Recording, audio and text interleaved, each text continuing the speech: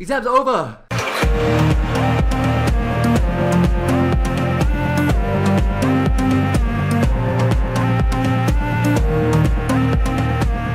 What is going, guys, and welcome to another Pokemon X and Y Wi-Fi battle. This time we have a mixed match against Michael, and I can't remember, guys. I think it was a random passerby that challenged me to battle. I don't know, but I don't know if you guys have the same experience, but like whenever you're battling somebody on the PSS, I just feel like they 80% of the times feel that they need to bring their strongest Pokemon in their box and just, you know, give you an intense match. Like, I just want to have an NU match, damn it. Just give me an NU match. Like, I've been struggling to get NU games. So guys, just follow me on Twitter, and like when I tweet out for games, which is generally from like 10 p.m. to 1 a.m. during my time, so GMT +2, that's when I look for battles, guys. That'll really help me out a lot. I mean, like PSS, I can generally get like mixed and OU games, sometimes Uber games, but it'll be nice to set up and have these NU games or UU games or RU games.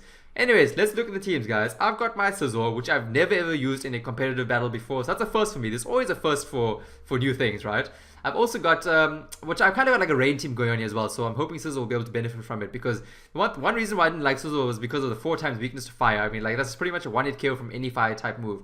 I've got my Honchkrow, Alakazam, Hitmonlee, Kingdra, as well as the Ludicolo. He's got the Garchomp, the Mawile, the Galvantula, which is going to want to ejaculate, the Kingdra for Kingdra, we're going to have to see which one is more powerful, the Malamar, which I've seen quite a lot of use of lately. I mean, like, is that thing becoming overused right now? It's definitely very, very powerful as well. Like, you know, Choice Scarf, it can rip through teams, guys.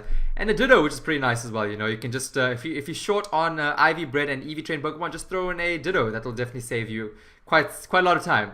So guys, question of the video, I want to find out, what is the one thing that you're looking forward to the most in Omega Ruby and Alpha Sapphire to be improved upon from X and Y? Because they're obviously building the same game from X and Y using X and Y's engine. So what would you like to see improved upon on the game? I would like to see the online platform, definitely that. I mean, there's definitely room for improvement with the PSS. Like, give us damn 6 versus 6 battle spot, man. So I started lead off with my Scizor because if I don't like the matchup, I can just U-turn. A slow U-turn is pretty damn useful. But he decides to send off his Ditto, his Duplex, the damn whore. And I was like, okay, this is fine. I can go for a pursuit, kind of pursuit trap this thing if he wants to go for any other attacks. But he goes straight for the U-turn, and that sucks because he's able to read my entire moveset on the Scizor. So he knows that I'm pretty much running a Choice Bandit set right now. So at least I'm able to hit this thing pretty hard with a pursuit. That does a lot of damage. It's like pretty much going to be a 2-hit KO if you decide to stay in. I don't know, but that's pretty powerful. So now he brings in the Malamar, and I'm like, this thing is very, very powerful. I didn't want to switch out because I didn't want to give it a free turn to basically get to a +1 and +1. +1 attack and +1 defense. So I just stay in and go for the pursuit. And even at +1 defense, I'm pretty happy with that damage output. But I'm fairly confident now that this superpower at +1 is going to take out my Scizor. So that's really sad, and this thing is looking pretty deadly right now. So all is not lost. I mean, it looks like he is Choice Banded, just judging by the amount of damage that's doing, which is why I decided to send out my Kingdra, and Kingdra is going to be able to hit this thing with a very, very powerful Hydro Pump. I don't miss, which is fantastic, and I get a crit here, but I did run some damage calcs, and that did not matter. So don't troll me on that one, guys. Don't do it. So now I decided to send out his Duplex again, this damn whore of his. Just keep the thing in the damn daycare, man. It's not supposed to leave that place. It's the prostitute there. So this thing is going to be able to outspeed and hit me with the Draco Meteor. So I've lost my Kingdra. So this is pretty much, he's breaking the species clause, man. He's got a Kingdra, which is copied using the Ditto, and he still has a Kingdra in his team. Like, this is all kinds of smoke and rule breaking going on right now.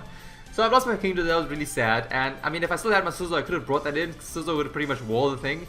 And I go straight into Honchkrow. I thought that he would go for maybe an attack. I mean, I thought he would switch out, which is why I went for a Brave Bird to hit whatever I can as hard as possible, because the Sucker Punch is pretty obvious, but he decides to attack head on, and that Hydro Pump wouldn't have done much anyway. He did miss because he has that -2, and I would have been able to have easily taken that, and that didn't matter in the long run of the game. You will see why.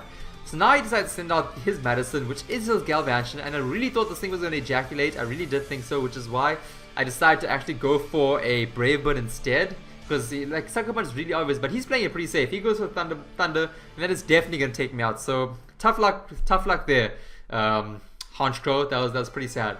So now I bring in my Hitmonlee, and I'm going to be able to break that sash with the Fake Out, the boosted normal gem Fake Out. That is awesome. That's going to do a good amount of damage. And now I'm going to be able to take this thing out with the very, very fast Rock Slide. That is awesome. Great stuff there, Hitmonlee. And this is looking pretty awesome. I'm pretty much sure that I can sweep the rest of his team with my Hitmonlee. So now he's going to bring in his Royal Pain, which is his Kingdra. and I go straight for the close combat, and you'll see that he decides to go for the focus energy, and I'm guessing he obviously assumed that he would be able to take the close combat better. He was banking on the fact that he'd be able to get minimum damage on the damage roll, and that was not the case. I got pretty much maximum damage there, and even if I get minimum right now, I'm going to pretty much be able to take this thing out, depending obviously what kind of EV spread he's running on his Kingdra. So a sniper Kingdra is nothing to mess around with, especially once it's got its focus energy. That thing can pretty much spam the Draco meter, because once, like, you know, you get that minus special attack, crits don't affect that, you know, and that is very, very powerful. I've been swept by a lot of Kingdras before. So now he brings in the Maul, which is going to be able to get the Intimidator from, like, damn it, there was a reason why this thing got banned, because it is so damn powerful. But I really thought he was going to go for a Psycho Punch, but I guess he didn't want to, because it wouldn't take me out anyway. And I go straight for the Earthquake, and look at that. Look at that. The crit definitely did matter there, guys. It did. But that is what you get. That is what you get for bringing the damn banned Pokemon. But you know what? That is fine. You know, you get what you get. So Hitmonlee is putting in some good work. So now he brings in the Garchomp. I'm like, fine, this is alright. I can go for a close combat. I know it's not going to do much. And wow, that hardly did anything. I was pretty disappointed. And I'm like at -6 right now in defense. I don't know how weak Hitmonlee is. I mean, like, any attack is pretty much going to take him out. Even like a splash would probably take him out, honestly. Let's be real. So he goes straight for the Dragon Claw. I'm guessing he doesn't have the outrage. He's probably got the Iron Head, Earthquake, and Fire Fang. That's some pretty good coverage as well with that moveset. So that's fine. I'm going to be able to bring in Ludicolo. And Ludicolo's like, YOLO, I'm going to go straight for the Ice Beam. I'm not even going to bother setting up a Rain Dance right now. I'm going to go straight for the Ice Beam. And that is going to take out the Garchomp. That is Garchomp sorted. Done. Done and dusted, guys. That was a cool game. Pretty fast-paced game. I enjoy these fast-paced games. I don't know. I had like a game the other day where it was a very, I think it was yesterday actually.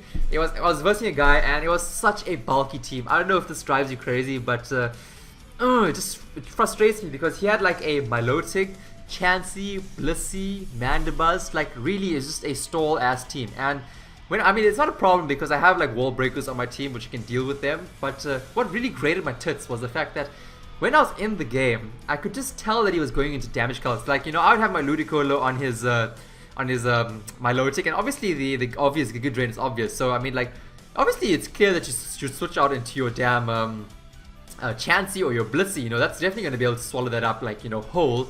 But I could just tell, because for every single move he would take like 80 to 90 seconds, the full duration he would use. Like, I could tell he was just running damage calcs, and that just absolutely drives me crazy. I hate when people run damage calcs and everything. I mean, I run damage calcs, but only to check speed stats, just to make sure I outspeed, because that's crucial, you know, whether or not you're going to be going first. I mean, I don't really check out anything else. It's just a matter of, like, you know, I judge it with my eye. And I don't know, guys, I don't know what your take on that is. I mean, like, if you're still watching right now, add on to that comment what you think about that. It's just frustrating. I feel like there should just be a maximum referral of like 3 times that you can go onto Showdown and run damage calcs. I don't know how that'll be controlled, you know, what kind of controls will be in place to run that type of thing. Obviously in practicing, I don't think that'll be possible.